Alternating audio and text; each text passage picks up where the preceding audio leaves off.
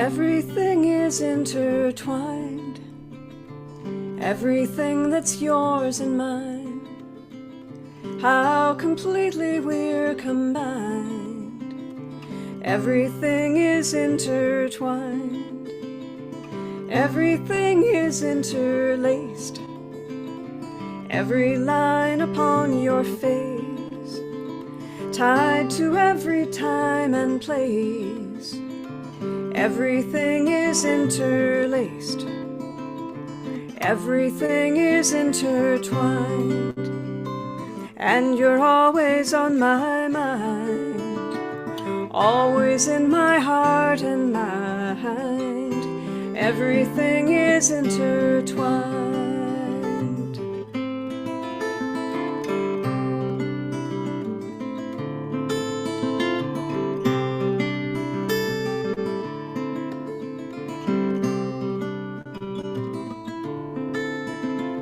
Everything's all tangled up from the moment we wake up. Every hair on every head, landing on the unmade bed. Everything is intertwined, and you're always on my mind, always in my heart and mind. Everything is intertwined.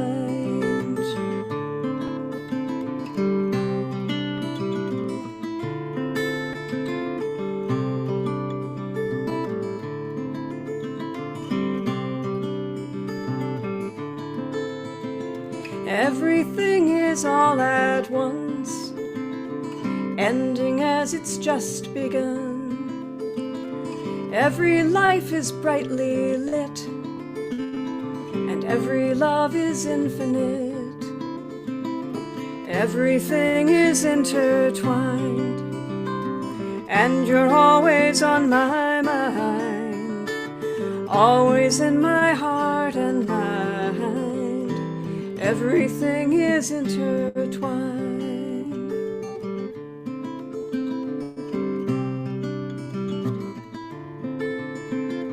Everything is intertwined.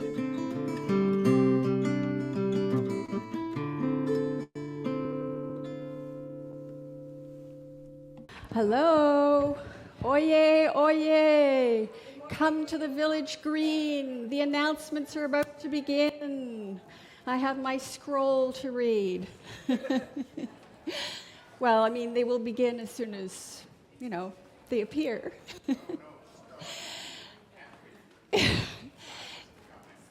So my name is Julia Thompson, and I am the Director of Lifespan Learning here at Neighborhood. Welcome.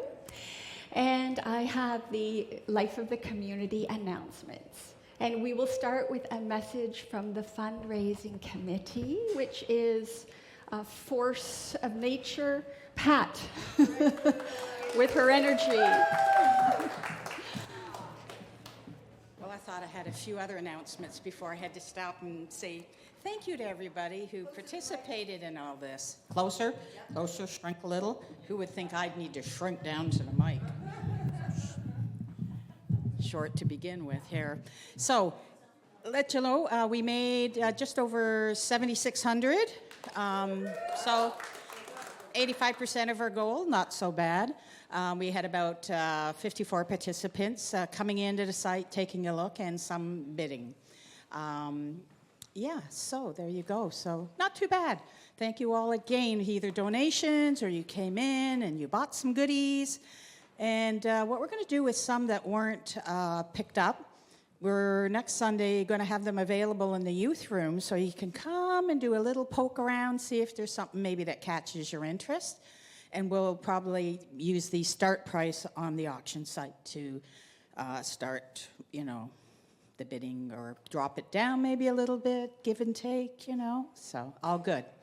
For today, we're going to try to give out some of the items if you're prepared to pay and take them away. We're going to do our best. Now, if you get a gift card from a business, please try and use it up within the year. And if you feel you can't, maybe pass it on to somebody who can, rather than letting it go dormant. because some of the business owners actually pay attention to somebody coming in and using it. So it looks like we're disrespecting their gift if we don't actually use it up. So we would appreciate that. Anything else? No, we have lots of other things to talk about. So I thank you again, and we'll talk to you down the road. Bye now. Thank you, Pat, and fundraising crew. Thank you, Pat. Let's see. Allison, do you want to speak about this? This is today. Finally, we're here after service. We're going to be gathering at 12:30 and going for our walk in the tradition or the way that Susan would have. We're going to be collecting garbage, and you know what we're doing. If you're staying for it, please do. You're welcome, everyone. Thank you, Allison.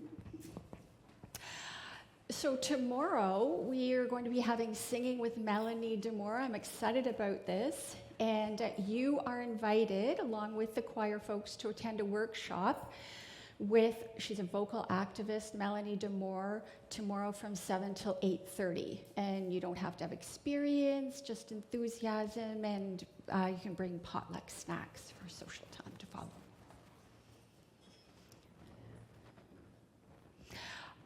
Okay, so the UUA, UUMA Neurodivergence series, we are going to be presenting a screening of this webinar here for anyone interested on Friday, November 22nd at 2 p.m., hosted by myself and Suzanne Mazares. The Neighborhood Gallery presents two shows. There's the Printed Pluralism, which is a group show, and Drew Nelson, who is doing a solo show. And it's running from November 17th to January 19th. And the show opening and Meet the Artists is on November 24th from 12 to 1 p.m. Laura, did you want to speak to this at all, or? It's okay. I'll speak. Okay, because I think you were organizing it, one of the grand organizers.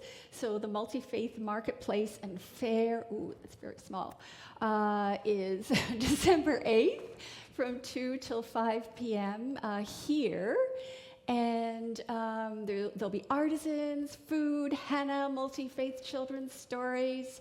I hope to be telling some stories, folk dancing in partnership with Danforth Jewish Circle, East End United Regional Ministry, our own neighborhood, and Pakistani Community Center. So I think that'll be very exciting after service. Okay, so next is the Sacred Circle Dancing, Saturday, November 23rd, 9:45 till 12 noon in the Herndale Room here.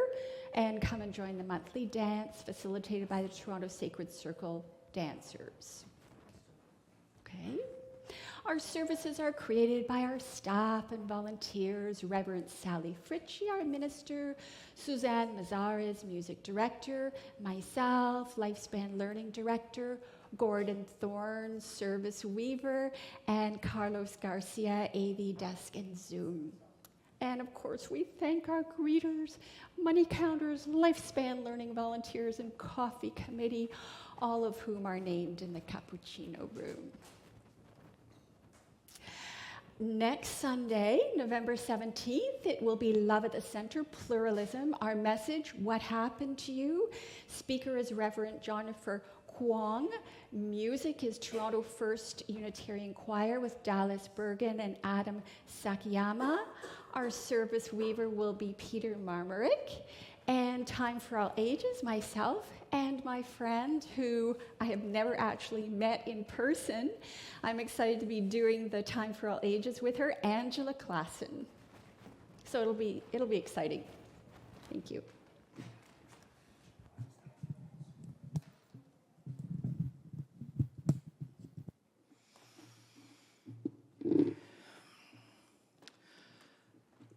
I start by acknowledging that the Mississaugas of the Credit First Nations are the treaty holders of this land, and that the Wendat, the Anishinaabe Nation, and the Haudenosaunee Confederacy lived here before me and are living here now, together with other First Nations, Métis, and Inuit. I'm also mindful of broken covenants and the need to strive to make right with all our relations, sharing stories and telling the truth of this place. My name is Gordon Thorne, and I'll be your service weaver this morning, and there'll be lots of weaving this morning. So a note of explanation, since you noticed that our guest speaker and guest musician, Rev Lynn Harrison, is at home on Zoom. Lynn contracted COVID last week and was still testing positive yesterday. So we thought it was best to make today a hybrid service. So we're kind of testing the limits of technology today. And I'm going to ask for your patience if we stumble. We're leaving the technology to the professionals. So let's help create sacred space by turning off any other technology, like distracting devices like phones and things like that, so that you may be present. I invite you to join in reading our invocation. Let us cast the circle of a sacred space here. Let us cast the circle of a sacred space here.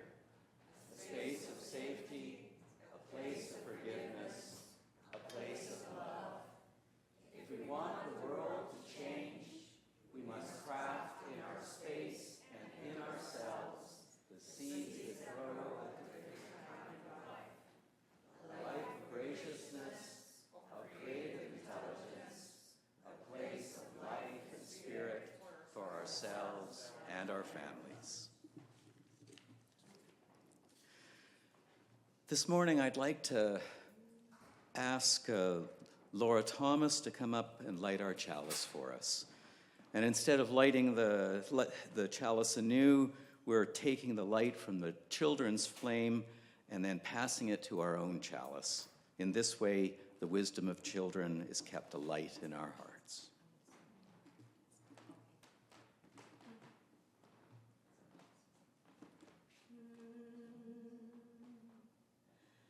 We light this chalice to remember, to light the fire within our hearts.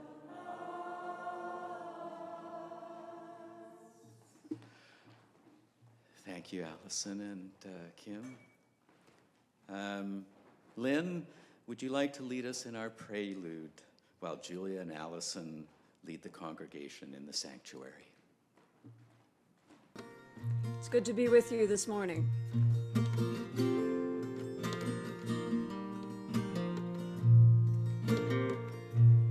Comfort me, comfort me, comfort me, oh my soul. Comfort me, comfort me, comfort me, oh my soul. Sing with me, sing with me, sing with me, sing with me, oh my soul. Sing with me, sing with me, sing with me, oh my soul. Pray with me, pray with me, pray with me, pray with me, oh my soul. Pray with me, pray with me, pray with me, oh my soul. Grieve with me, grieve with me, grieve with me, grieve with me, oh my soul. Grieve with me, grieve with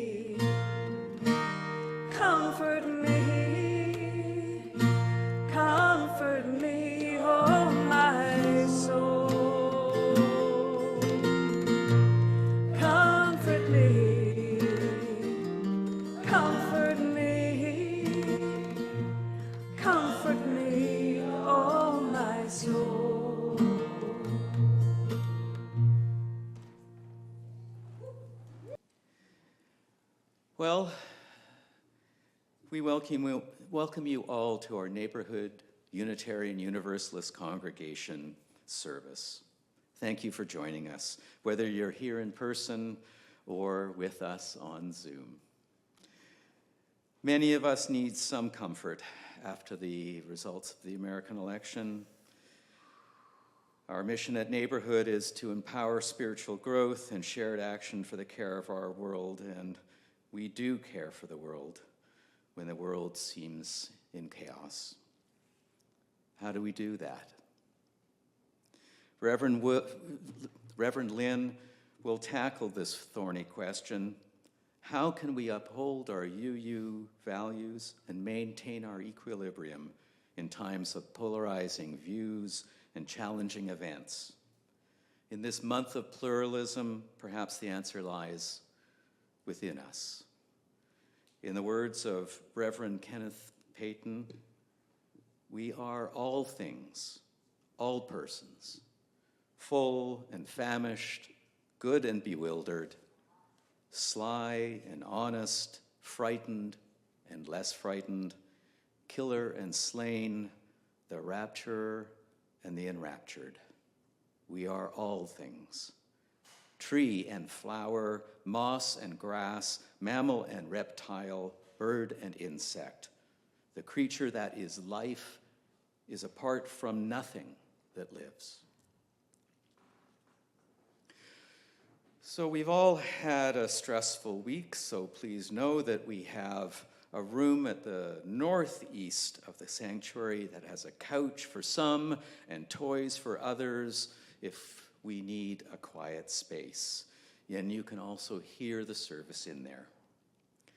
We're open to many beliefs and learn from many traditions here at Neighborhood. We welcome all people looking for spiritual community. If you're visiting us for the first time or a few times, in person for the first time or a few times, we welcome you, and we encourage you to stay after stay after service for coffee and community. Take a red mug, and we'll know you're interested in talking to us about Neighborhood or maybe just having a conversation. Our services can vary greatly from week to week. They won't all be hybrid services, so we encourage you to sample several to get a better feel for who we are. So maybe we'll get a chance to intermingle, and so this is the time that we greet our neighbors. After you've greeted a few neighbors, turn to the camera at the back and offer a greeting to those who are joining us virtually. Allison will sound a chime to end, so now take a moment to greet the neighbors around you in the sanctuary. Absolutely. We are indeed gathered here, and I believe there'll be an opportunity for you in the sanctuary to kind of join in in a round, and if you're singing along at home, you can experiment with that too, with this song. Gathered here in the mystery of the hour, gathered here in one strong body, gathered here in the struggle and the power, Spirit drawn in. Gathered here in the mystery of the hour, gathered here in one strong body, gathered here in the struggle and the power, Spirit drawn in. Gathered here in the mystery of the hour, gathered here in one strong body, gathered here in the struggle and the power, Spirit drawn in. Gathered here in the mystery of the hour, gathered here in one strong body, gathered here in the struggle and the power, Spirit drawn in. Gathered here in the mystery of the hour, gathered here in one strong body, gathered here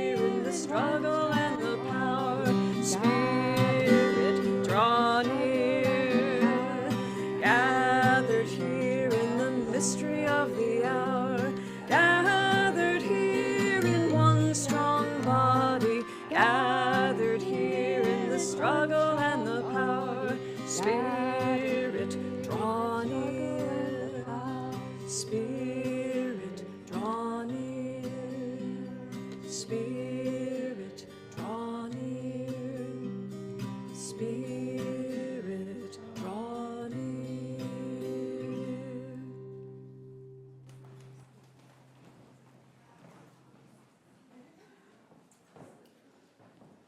All right. Hello again, everybody. So this is the time for all ages, and a few days ago I was feeling pretty pleased with myself, and I told Reverend Lynn that I had found the perfect time for all ages story. It was really cute and really funny, and I felt like I was going to really enjoy telling it. It was about a perfectly behaved child who one day has a meltdown, and they're sent to their room, and when they come out again, they're back to normal. And the more I sat with this story, the less I just couldn't seem to connect to it. And I'll tell you why. So I feel things very deeply.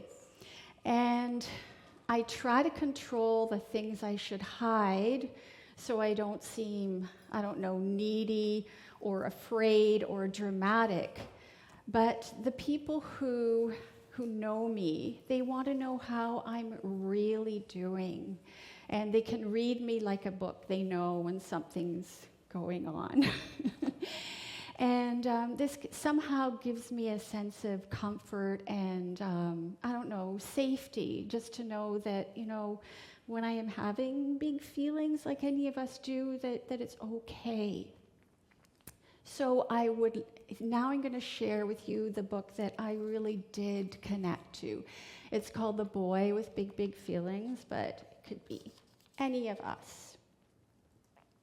The Boy with Big, Big Feelings, written by Brittany Wynn Lee, illustrated by Jacob Suva.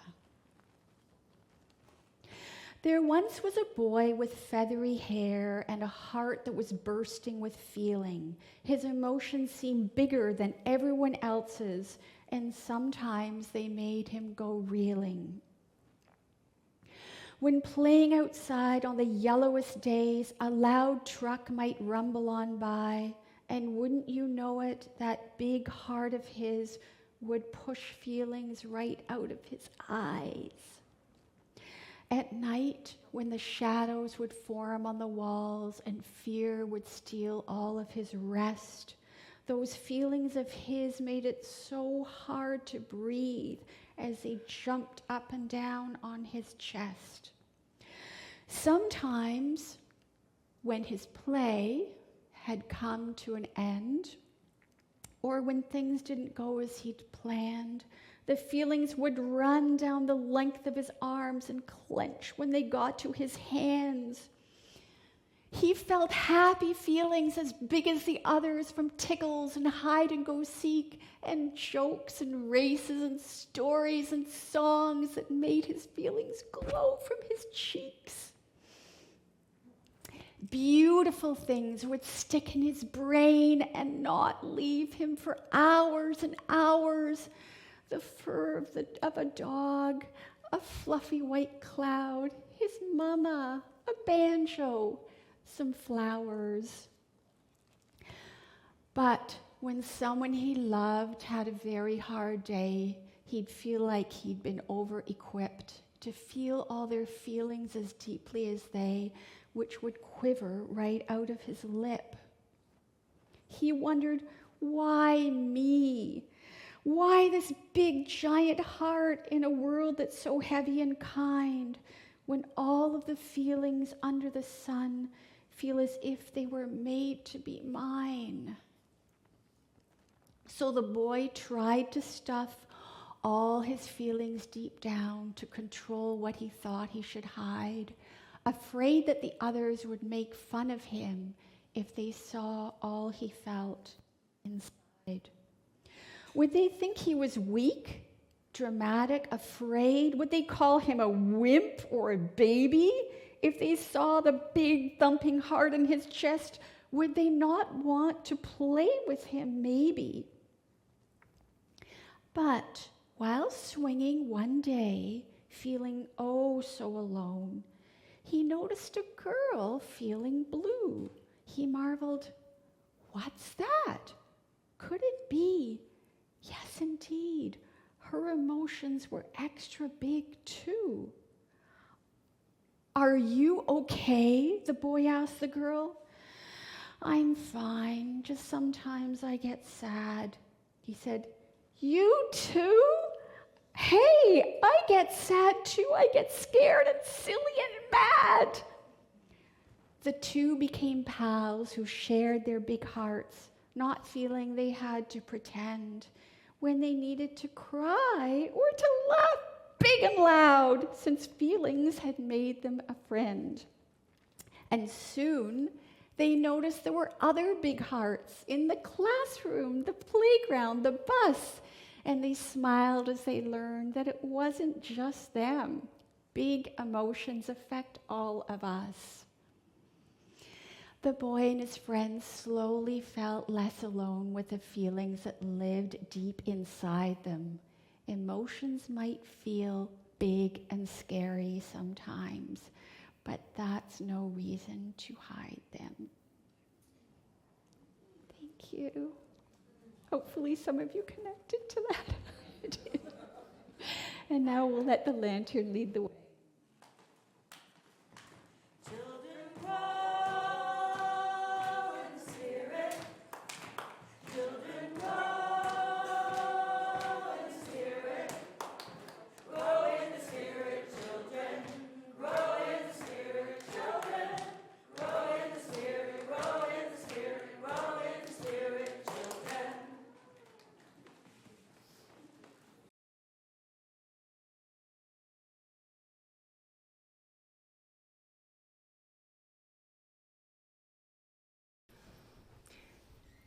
Now is the time for meditation or prayer.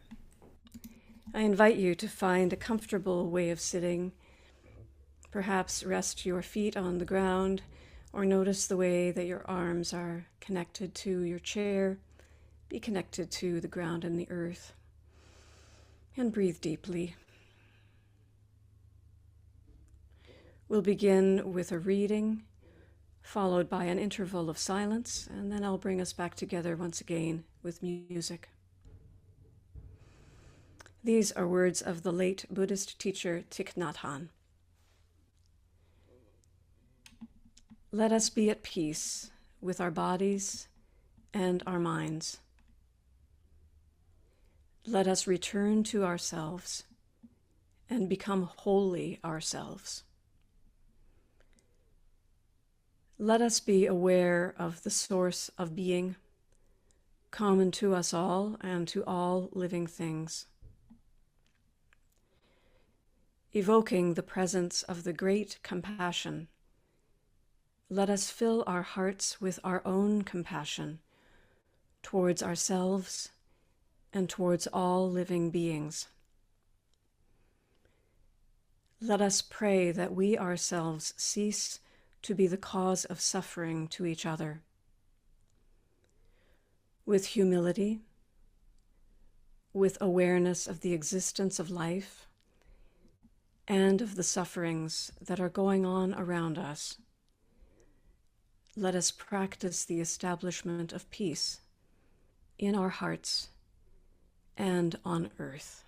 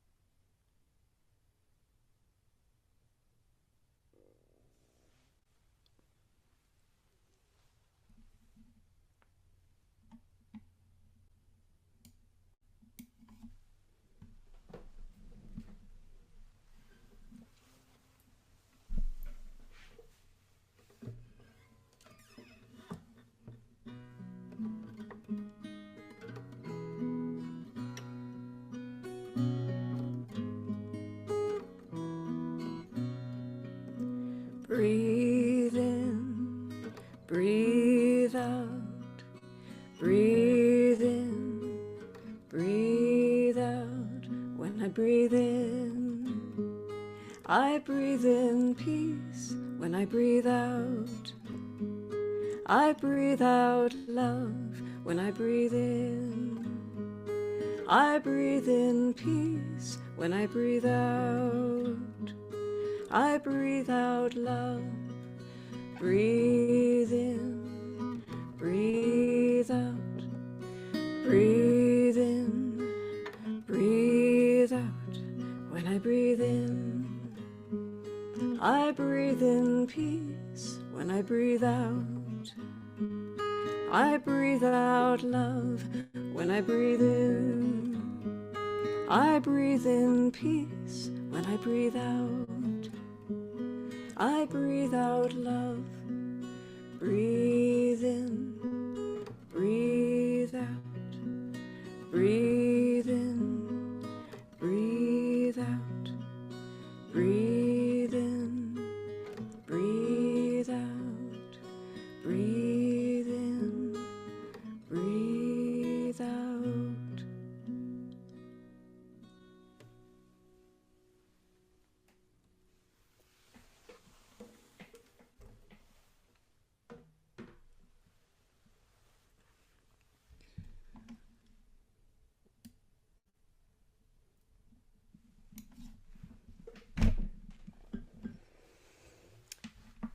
He built it, one discarded fragment at a time. One chipped, broken shard after another. Beginning when he was very young, a man named Gabriel began to put together shards of glass, pieces of crockery, thrown away things of every size, color, and substance. He said an angel had come to him in a dream, telling him to build a house out of broken things. And so he did. Predictably, everyone thought he was insane. What good could possibly come from saving all these imperfect, unwanted things and then bringing them all together in one place? Yet he continued to work year after year, saying, every tiny shard turns into a thing of beauty. Eventually, his structure began to take the shape of a dwelling, a house. People came to celebrate this work of unlikely genius, and for a time, Gabriel became famous, and his house a tourist attraction.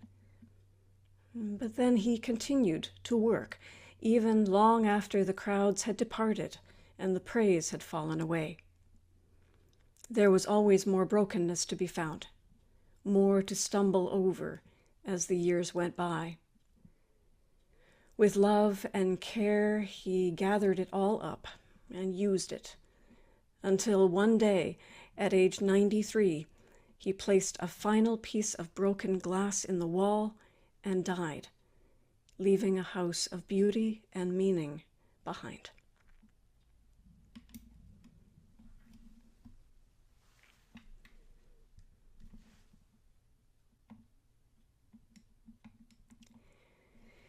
It was nearly 2 weeks ago when I stumbled on the true story of Gabriel Joaquim de Santos near Cabo Frio, Brazil. I was sick with COVID, still testing this positive this morning and still not feeling up to par, unfortunately. And I was frankly sick with worry over what might happen in the American election. Of course, my worst fears did come to pass, the re-election of Donald Trump, a man who, for so many of us, seems the very antithesis of our Unitarian Universalist values. Values like justice, peace, equity, compassion, dignity, kindness, respect, truth, and love. All those days ago, I knew that this Sunday, regardless of the election's outcome and how I'd be feeling, I would have to speak with you on the subject of pluralism. It is one of 8 newly framed UU values that all connect through that central value of love. I had chosen the title, We Contain Multitudes.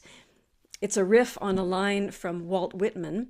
He was a 19th century transcendentalist who inspired many of our UU ancestors. Criticized, I'm sure, for some inconsistency in his public speaking, he once said, "If I contradict myself, so be it. I contradict myself. I contain multitudes." Perhaps this simple statement, "I contain multitudes," applies equally to countries of voters as it does to communities of faith, as much to a house made of broken things as to the life of a human being. We contain multitudes. Perhaps that difficult truth can help us live through events that contradict our sense of the way life should go or should not. Perhaps our multitudes might help us understand what love really means and what love calls from us now. On the congregational level, we contain multitudes may be easy to understand, if not always easy to live out. As Reverend Sally put it so beautifully in her sermon last Sunday, sometimes it's more important to be in community than to be in agreement. In congregational life, we covenant together to hold together what may not always seem to belong together. We bring all of this multiplicity together in new and ever-changing relationship. It's a labor of love that becomes the embodied fruit of that labor.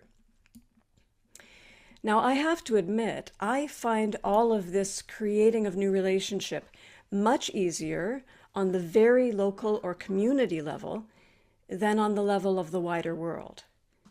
I'll say a little bit more about that. Not only this week, but more than ever in the year leading up to it, I have found it increasingly hard to accept, let alone integrate meaningfully, many painful events in our world and the people behind them.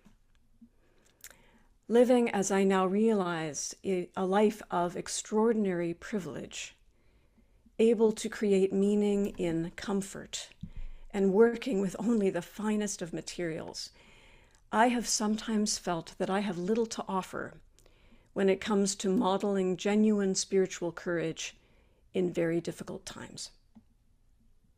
Perhaps I'm not alone in that.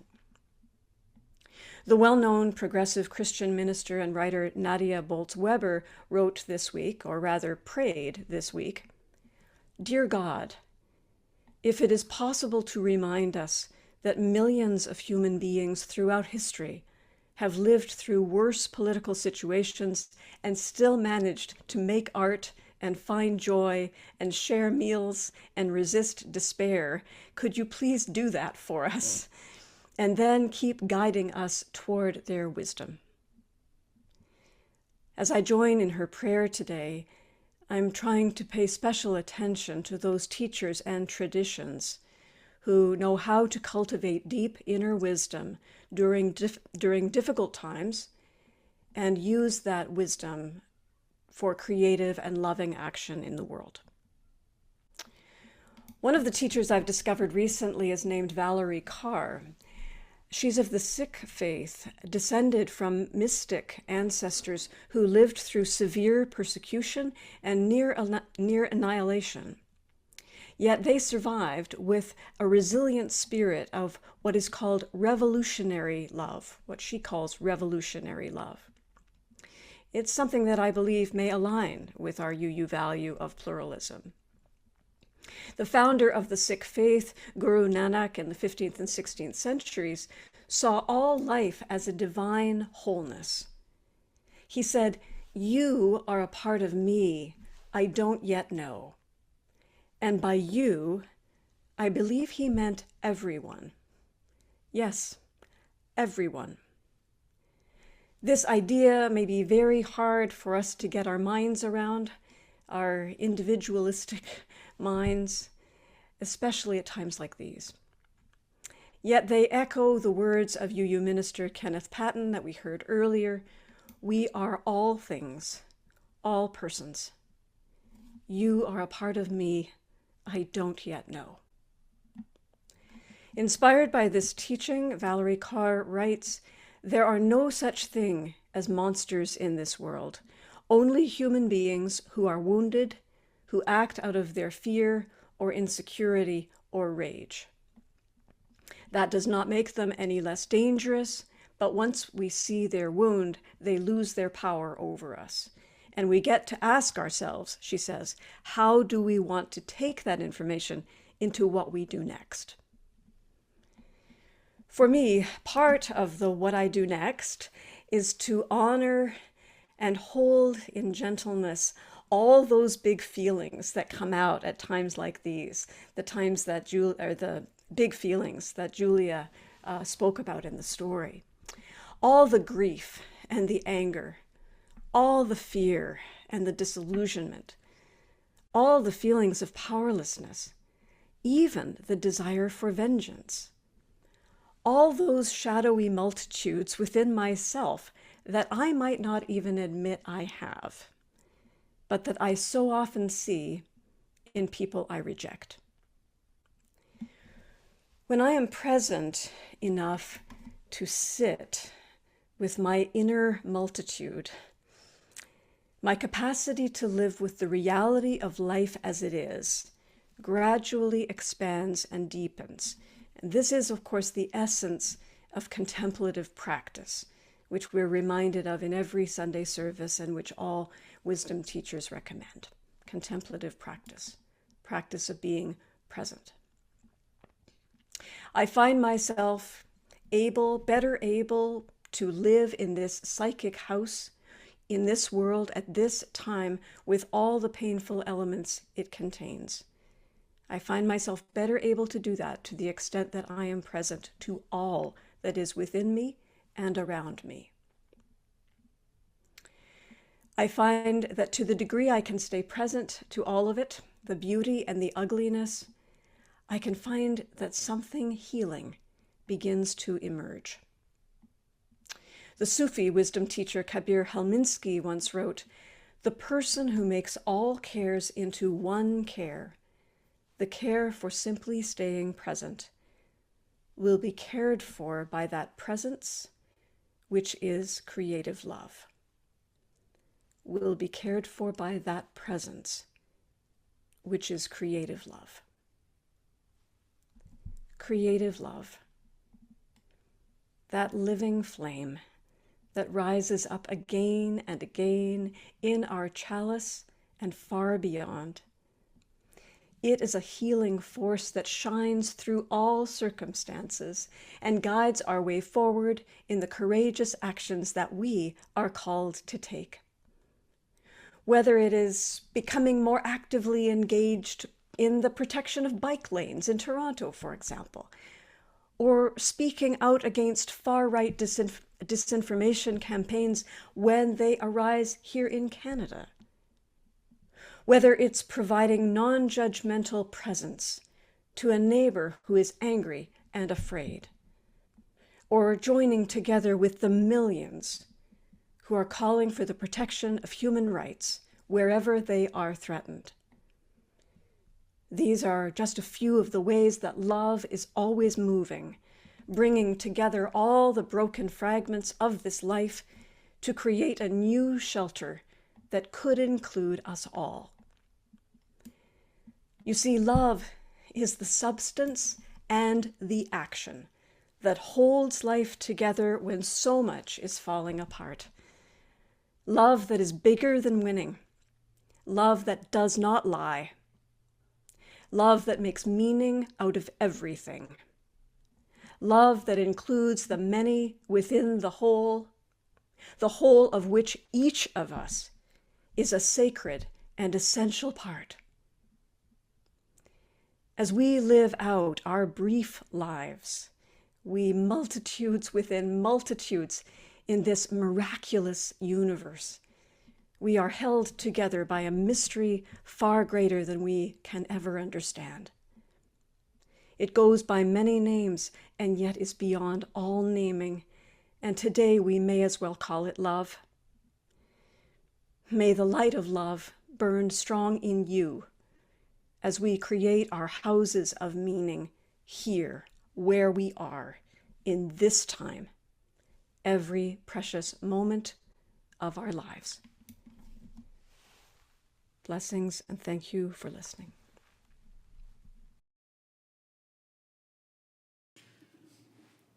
Now is the time for our offertory.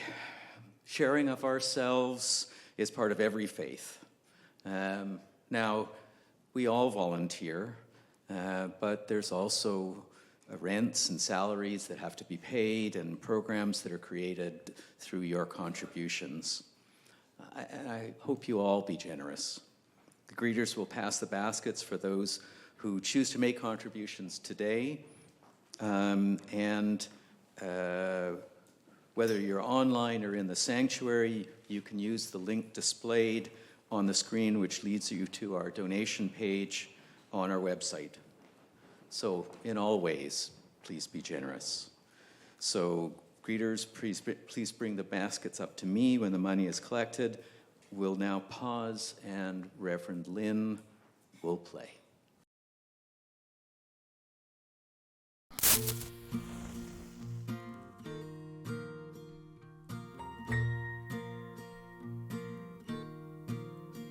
There are days when you're tending the embers,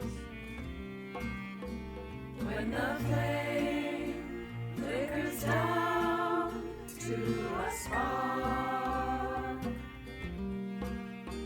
when the shadows grow long in your wilderness,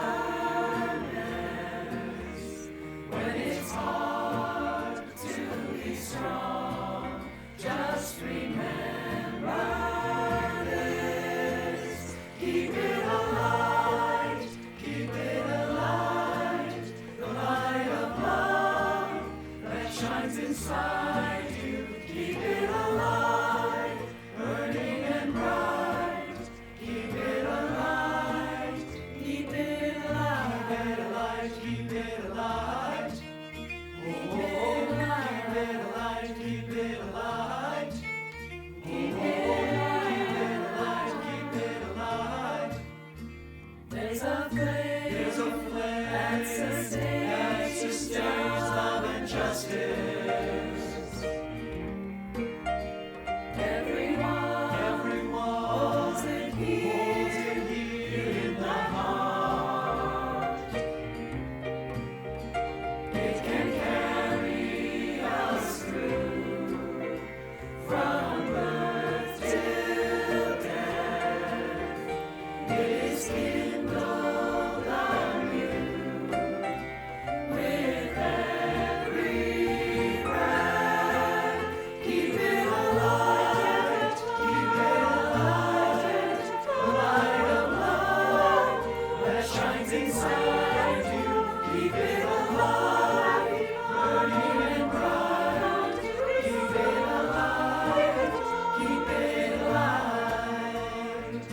The light of love, the peace, the warmth of kindness, the blaze of light, the spark of joy, it's all within us.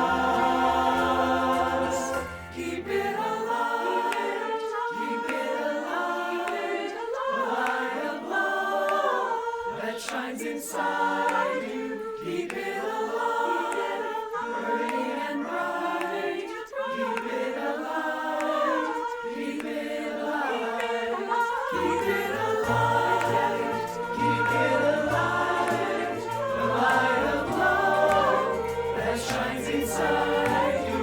Keep it alight, burning and bright. Keep it alight, keep it alight, keep it alight,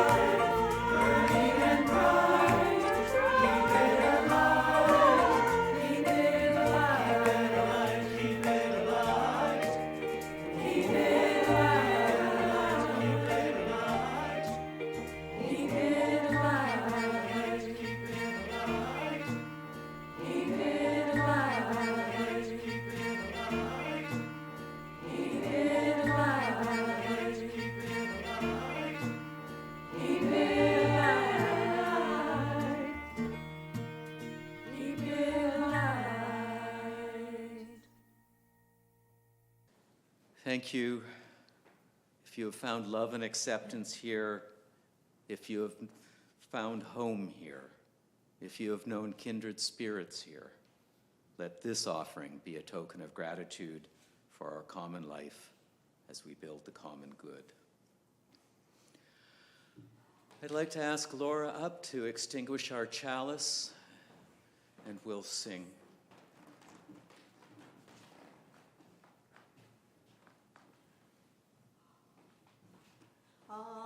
Although our chalice has been darkened,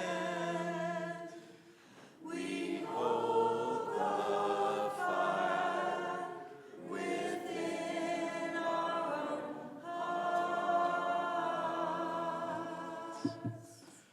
We have a tradition of holding hands and forming a circle to end our service, and I invite you to do that now.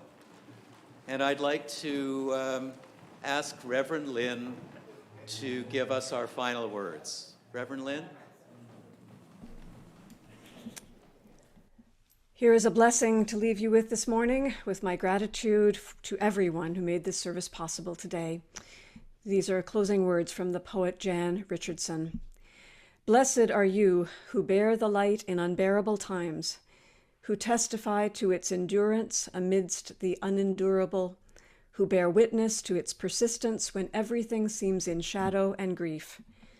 Blessed are you in whom the light lives, in whom the brightness blazes, your heart a chapel, an altar, where in the deepest night can be seen the fire that shines forth in you, in unaccountable faith, in stubborn hope, in love that illumines every broken thing it finds. The service is ended. Go in peace.